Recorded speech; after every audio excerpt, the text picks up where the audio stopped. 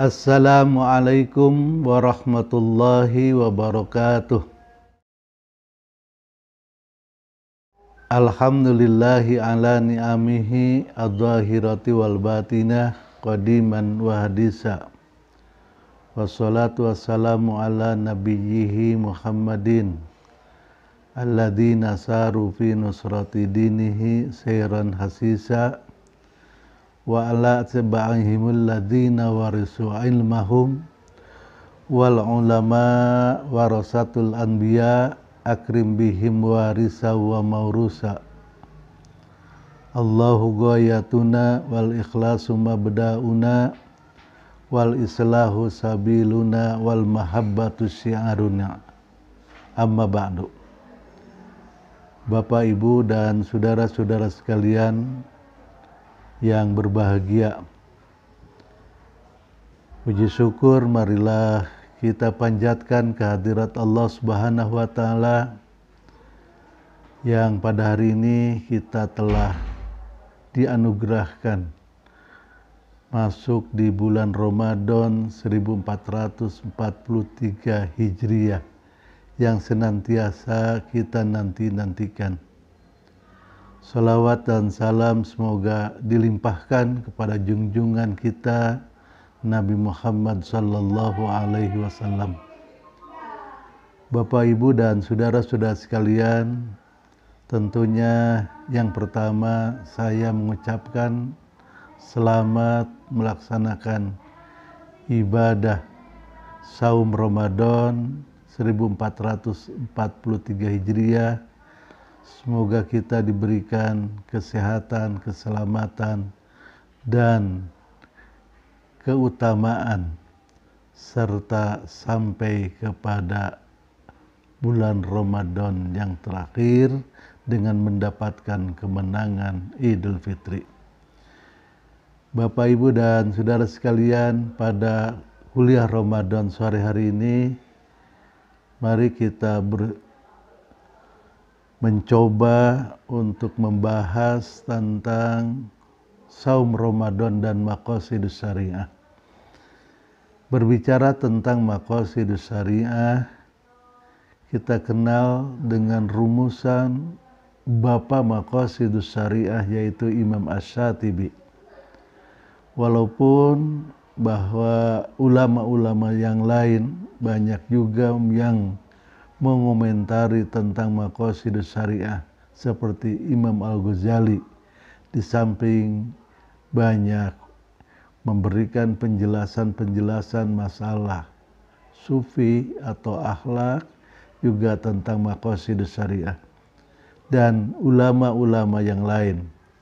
Akan tetapi yang dikenal dengan bapa maqasidus syariah yaitu Imam Asy-Syatibi, yang beliau telah membuat sistematika maqasidus syariah yang dituangkan dalam kitab Al-Muwafaqat jilid yang kedua. Itu adalah secara khusus membahas tentang maqasidus syariah. Secara singkat bahwa maqasidus syariah adalah tujuan pokok ajaran syariat Islam atau tujuan-tujuan besar syariat Islam atau tujuan-tujuan inti syariat Islam. Imam Asy-Syatibi membagi tujuan besar syariat Islam menjadi 5. Yang pertama adalah hifdzuddin, yaitu menjaga agama, ya, atau memelihara agama. Memelihara agama secara mikro yaitu memelihara rukun Islam yang 5. Mulai syahadat, sholat, zakat, saum, dan haji. Dan nanti kita akan banyak membahas tentang masalah saum kaitan dengan maqasidus syariah. Yang kedua adalah hifdzun nafsi, ya. Hifdzun nafsi artinya memelihara jiwa. Esensinya bahwa kita tidak boleh melakukan pembunuhan di luar yang hak menurut syariat Islam, kecuali ada pembunuhan yang hak seperti adalah Qisas. Kalau kita ke Jeddah ada namanya Masjid Qisas dekat Masjid Terapung. Itu adalah masjid untuk ya dilakukan ketika ada pembalasan bagi orang yang membunuh, orang yang ya berzina, diranjam, itu adalah di Masjid Qisas yang ada di Jeddah. Di kita tidak ada. Dan itu adalah yang menegakkan adalah pemerintah. Bahwa hibdun nafsi esensinya tidak boleh melakukan pembunuhan. Dan juga kita tidak boleh terjadi dibunuh oleh orang lain. Sehingga dengan saling hormat menghormati, harga menghargai, sehingga Nabi mengatakan laisa minna man lam yuwaqir kabirona walam yarham shagirona. Bukan umatku orang yang tidak hormat kepada yang lebih atas, yang lebih tua, dan tidak sayang kepada orang yang lebih muda. Yang ketiga adalah hibdun nasli. Esensi dari hibdun nasli yaitu memelihara keturunan, maksudnya adalah larangan berzina, ya. Sehingga Al-Quran mengatakan wala taqrabuz zina, jangan kau dekat-dekat untuk melakukan perzinahan. Jangankan melakukannya, dekatnya pun juga sudah dilarang. Kemudian adalah harus melakukan ya pernikahan yang sah menurut syariat Islam. Ya, yang sekarang adalah dikuatkan oleh Undang-Undang Nomor 1 Tahun 74 tentang perkawinan, bahkan sekarang sudah dirubah menjadi Undang-Undang Nomor 16 Tahun 2019 tentang perkawinan. Ini adalah keabsahan menurut syariat atau menurut syar'i, juga diperkuat oleh negara untuk memiliki kekuatan hukum, karena kita berada di negara hukum. Andaikan kekuatan hukum tidak ada, maka kita tidak bisa membuktikan bahwa kita yang berhak menjadi ahli waris, kemudian berhak menjadi wali dan lain-lain. Jika ada persoalan-persoalan yang harus dihadapkan di pengadilan. Kemudian yang selanjutnya, tujuan maqasidus syariah itu adalah hibdul akli. Hibdul akli yaitu memelihara akal.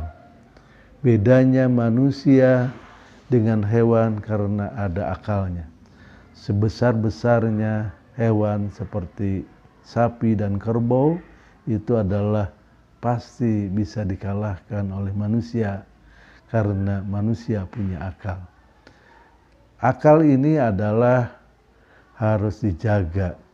Menjaga akal esensinya ada dua hal. Yang pertama, akal harus dipenuhi dengan ilmu pengetahuan agama dan ilmu pengetahuan lain yang dipacu atau dipandu oleh wahyunya Allah. Ada istilah paradigma UIN Sunan Gunung Jati Bandung adalah wahyu memandu ilmu. Syamsul Ulum adalah punya paradigma ilmu memandu amal. Al ilmu imamul amal wal amal tabi'uhu. Yang kedua, bahwa dari memelihara akal itu, di samping bahwa akal kita harus dipenuhi dengan ilmu pengetahuan, terutama pengetahuan agama, supaya menjadi nasihat bagi dirinya, kemudian harus dijaga dari minum-minuman keras seperti khamar, narkoba, dan sejenisnya. Itu esensinya. Dan yang kelima adalah hibdul mal, yaitu memelihara harta. Memelihara harta artinya larangan untuk mencuri, bergasab barang orang lain. bahwa berkewajiban untuk mencari kasab yang halal. Bapak Ibu sekalian, Maqasidus Syariah intinya adalah tujuan-tujuan syariat Islam untuk kemaslahatan hidup manusia di dunia dan di akhirat. Andai kata ada kemaslahatan, ada keadilan, ada hikmah dan rahmah, itu adalah tujuan daripada syariat Islam. Maka Allah berfirman di dalam surat Al-Jasiyah ayat 18, "Summa ja'alnaka 'ala syari'atin minal amri fattabiha wa la tattabi' ahwa'al ladzina la ya'lamun." Bahwa syariat Islam itu adalah berasal dari Allah, bukan dari hawa nafsu, bukan dari togut. Syariat Islam Allah turunkan, undang-undang ini adalah harus diikuti oleh kita sebagai umat Islam. Dan syariat Islam tidak memperturutkan kehendak hawa nafsu. Jadi syariat Islam itu yaitu undang-undang yang ditetapkan oleh Allah untuk kebahagiaan manusia di dunia dan akhirat, yang meliputi tentang kemaslahatan, keadilan, hikmah, dan rahmat. Kaitannya Bapak Ibu sekalian dengan saum Ramadan. Tadi saya setelah kupas sedikit bahwa di Hifdzuddin yaitu memelihara agama, bagiannya adalah memelihara rukun Islam yang 5. Di antara rukun Islam yang 5 yaitu saum Ramadan. Ya. Saum Ramadan adalah merupakan bagian rukun Islam yang 5. Jelas bahwa kita harus memelihara saum ini dengan sebaik-baiknya. Allah berfirman di dalam Al-Quran, surat Al-Baqarah ayat 183 yang populer kita baca. Ya ayyuhalladzina amanu kutiba alaikumus syiamu kama kutiba alal ladzina min qablikum la'allakum tattaqun. Kalau kita maknai secara tafsir dan tadabbur, bahwa yang dipanggil untuk melaksanakan ibadah puasa hanya orang yang beriman. Kenapa? Bahwa yang dipanggil untuk melaksanakan ibadah puasa adalah hanya orang yang beriman. Karena hanya orang yang berimanlah yang paham atau tahu maksud panggilan Allah itu untuk melaksanakan ibadah puasa. Sehingga orang yang beriman ketika dipanggil untuk melaksanakan ibadah puasa adalah menyambutnya dengan gembira. Sehingga ada suatu hadis, man fariha biduhuli ramadhana harramallahu jasadahu ala niran. Barang siapa yang bergembira ya dengan masuknya bulan Ramadan, maka Allah haramkan jasadnya masuk kepada neraka. Jadi tidak hanya sekedar bergembira, bergembiranya lahir batin. Bergembira hatinya, bergembira panca inderanya, kemudian bergembira dan semangat untuk melaksanakan tugas-tugasnya. Pantas kalau Allah haramkan untuk masuk neraka. Ini yang memahami tentang panggilan Allah itu adalah orang-orang yang beriman. Ya, kutiba itu adalah bisa diartikan, dituliskan, atau diwajibkan, atau diprogramkan bagi orang yang beriman untuk melaksanakan puasa. Seperti telah diprogramkan kepada orang-orang sebelum kamu. Jadi yang melaksanakan puasa itu sejak Nabi Adam telah ada puasa, Nabi Musa telah ada puasa, di Nabi Isa ada puasa, Nabi Yunus juga ada puasa, nabi-nabi yang lain ada puasa, tapi berbeda syariatnya. Nabi Daud ada puasa. Nabi Daud puasa itu yasumu yauman wa aftiru yauman. Buka sehari dan berpuasa sehari terus menerus. Berarti 1 tahun itu akan jumlah puasa 6 bulan. Ini puasa ini telah dilakukan oleh umat-umat sebelumnya. Kemudian tujuannya adalah la'allakum tattaqun. Bahwa tujuan berpuasa itu targetnya supaya kita menjadi orang yang takwa. Menurut Nahwu Shorof bahwa la'allakum itu adalah litaroji. Artinya berharap sesuatu yang mungkin bisa terjadi. Kalau berharap bisa terjadi dan bisa tidak terjadi. Jadi tidak seluruh orang yang berpuasa akan menjadi orang yang takwa. Karena takwa itu bukan hanya satu dimensi ibadah, tapi seluruh ibadah. Dari sisi ketauhidan, syariah, dan akhlak. Itu adalah takwa itu akan terjadi. Bahkan Imam Al-Ghazali menyebutkan bahwa takwa itu harus ada dua unsur. Yang pertama adalah unsur khauf, takut kepada Allah. Yang kedua adalah unsur roja, yaitu berharap akan ridhonya Allah Subhanahu wa ta'ala. Jadi kita akan mendapatkan predikat orang yang bertakwa jika saumnya adalah sungguh-sungguh. Saumnya adalah memiliki dua syarat. Yang pertama adalah imanan. Yang kedua wahtisaban.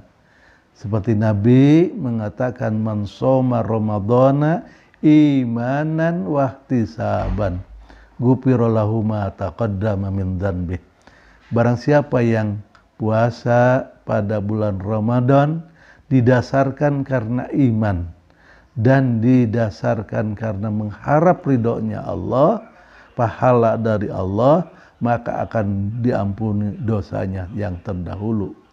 Jadi pantas tidak semua orang yang melaksanakan ibadah saum atau ibadah puasa meraih target muttaqin, kecuali orang yang sungguh-sungguh.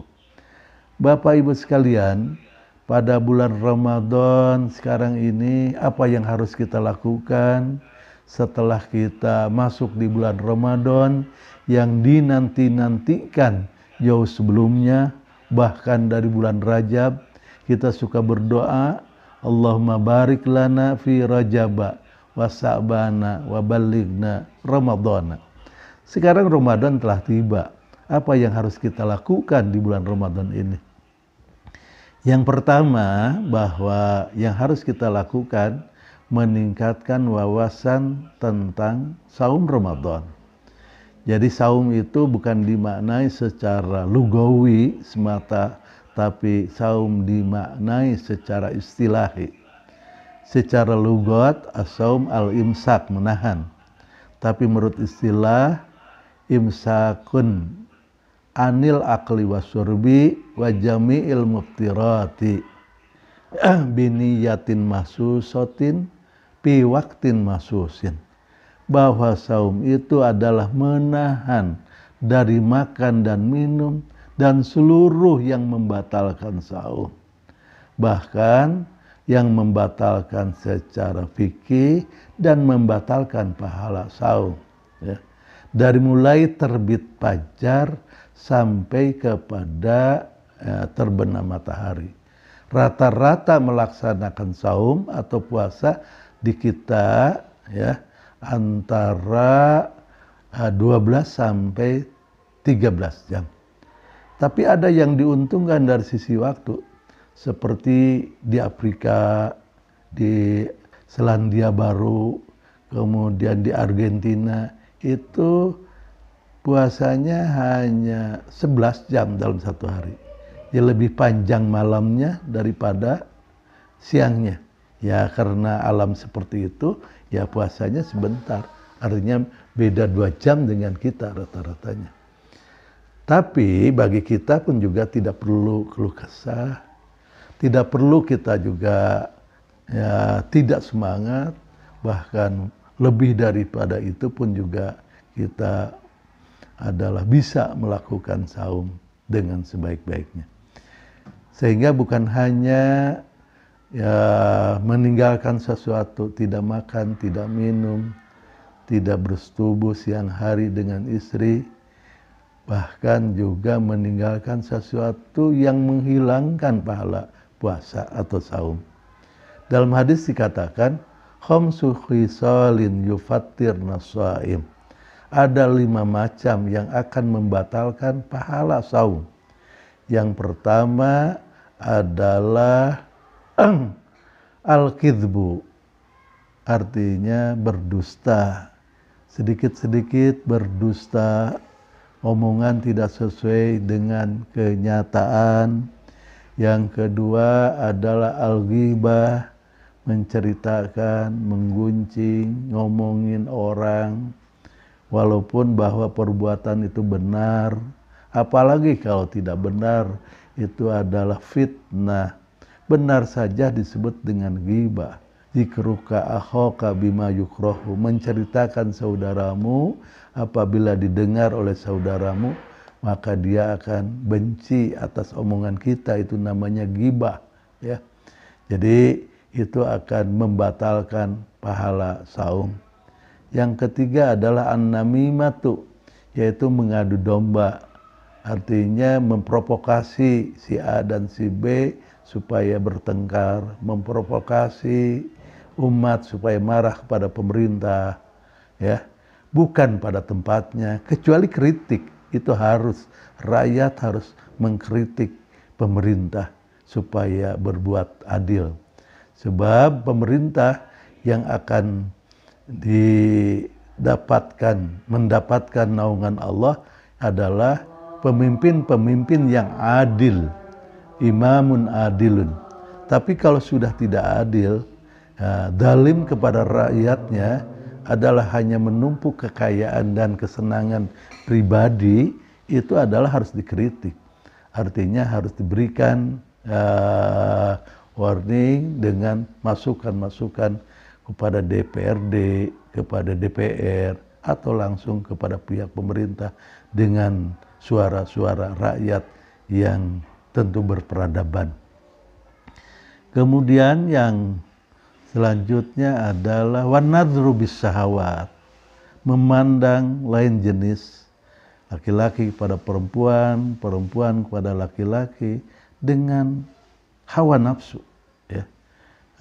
Bukan hanya kepada perempuan yang bukan mahram, kepada perempuan istri sendiri pada siang hari dengan hawa nafsu, itu akan membatalkan pahala saum. Dan yang kelima, wal yaminul ghamus, artinya bersumpah palsu. Sedikit-sedikit bersumpah supaya mendapatkan pengakuan orang, supaya orang itu percaya. Tidak perlu bersumpah. Malah andai kata tidak diminta bersumpah di pengadilan. Contoh ada 2 hal tentang pengertian saum. Saya baca di dalam ayat Al-Quran yang inni nadartu lirrahmani sauman falam ukallimal yauma insiya. Ini peristiwa Siti Maryam. Siti Maryam melahirkan Nabi Isa. Tidak punya suami. Maka masyarakat ya mengecam itu perbuatan asusila, ya, kepada Siti Maryam. Maka Siti Maryam tidak berbicara apa-apa, ya.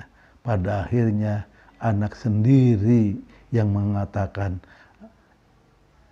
anak Abdullahi, bahwa Nabi Isa dalam pangkuannya adalah mengatakan itu.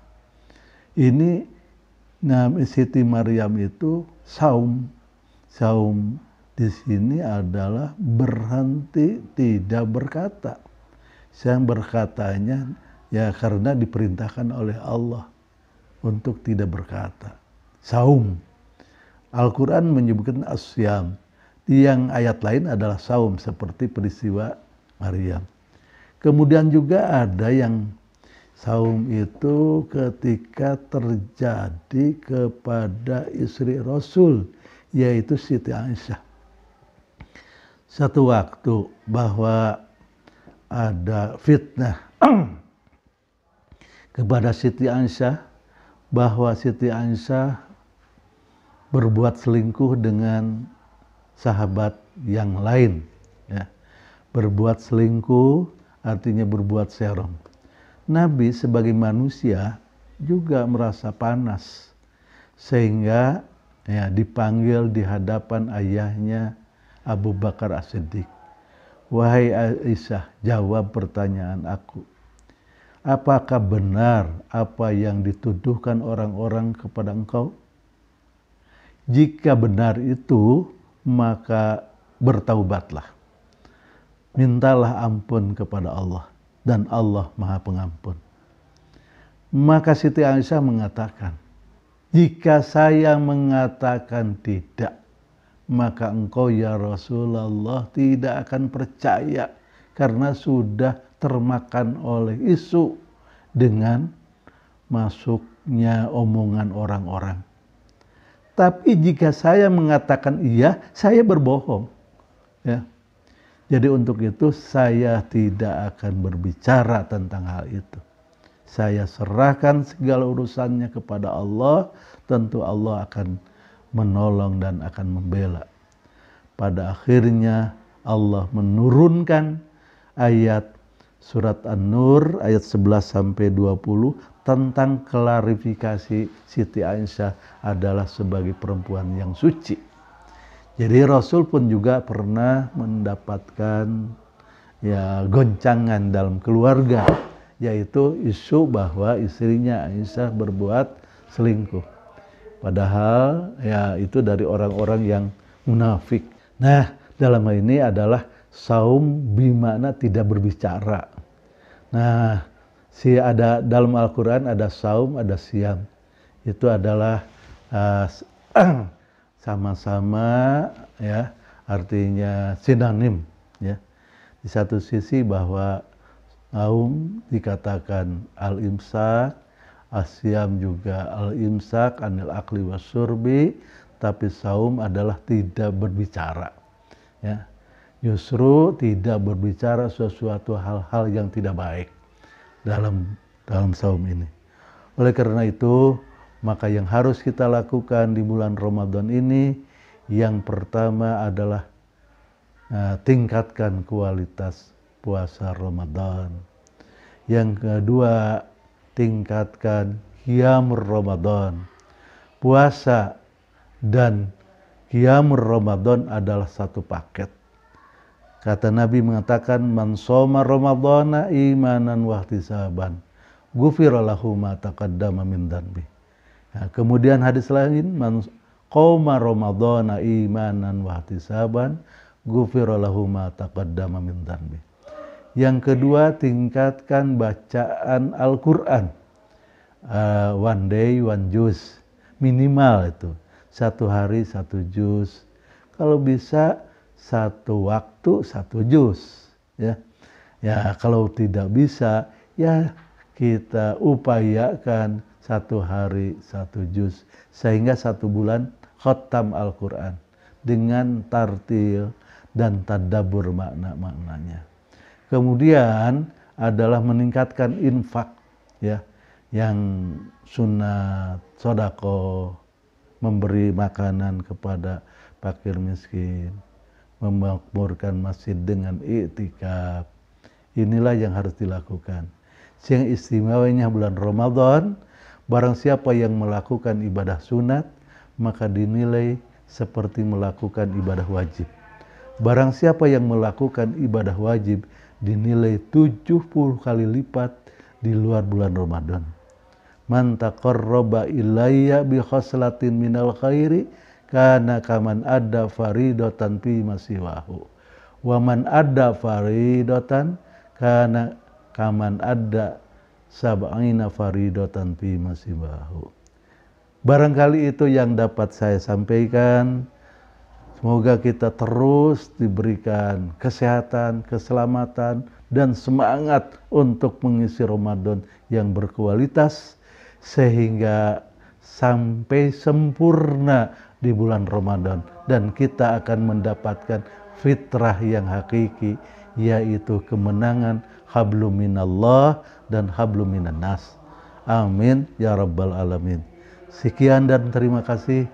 Rabbana atina fid dunya hasanah wa fil akhirati hasanah wa qina adzabannar.